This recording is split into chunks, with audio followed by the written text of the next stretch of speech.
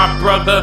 God ain't cool with how we treat one another. I am somebody, I'm a son, I'm a brother, I'm a father, I'm a nephew, I'm a soldier, I'm a lover, I'm a man, goddammit. Respect my life, and I know who I am. Can't lie to me twice, educate over hate, let love. Teníamos un equipo. I can mostly talk for Cuba because it's what I know, but basically we had one team and we always worked as one team. Nothing was separate. It was all teamwork. Everything was communicated between all the specialists. Our trainer would definitely be communicating with the doctor the whole time, with the psychologist. An athlete wouldn't have a session with their psychologist without the trainer knowing about it. Even the massage days would be planned out. Everything was communicated.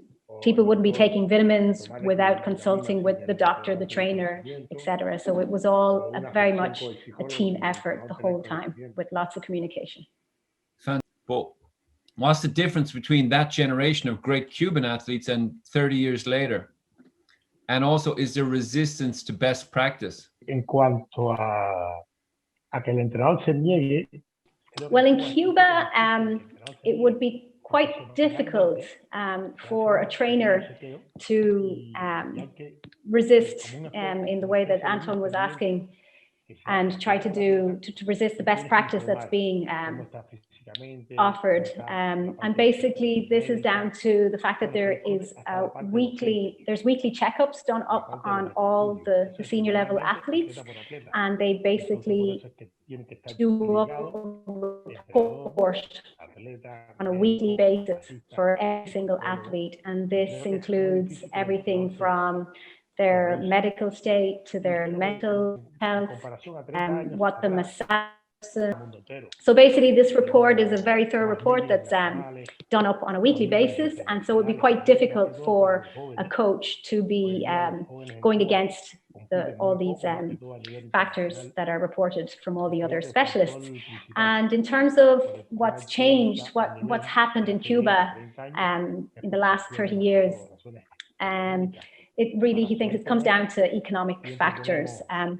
Before, about 30 years ago, we were up to scratch with the same types of material, equipment and everything that we needed for athletes, but the economic situation doesn't really allow for young competitors, young athletes to go to as many international meetings.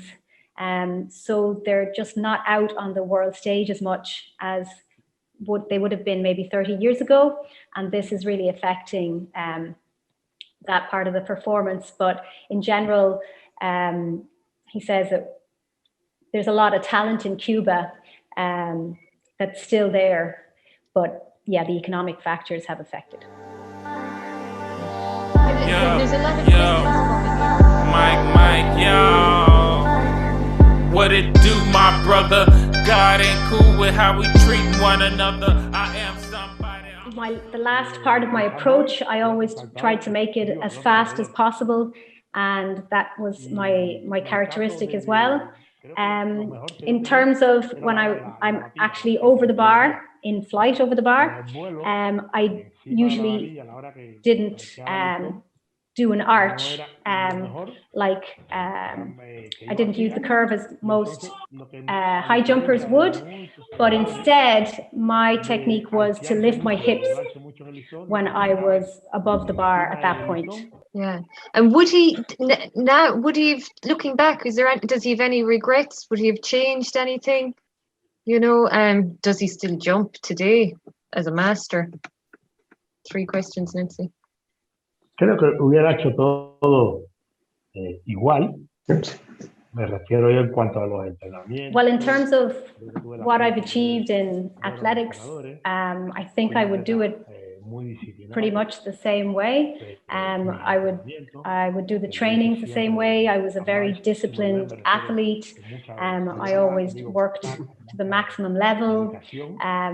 Very fast, and yeah, I think I would do it all the same way for what I've been able to achieve. I am somebody, I'm a son, I'm a brother, I'm a father, I'm a nephew, I'm a soldier, I'm a lover, I'm a man, goddammit.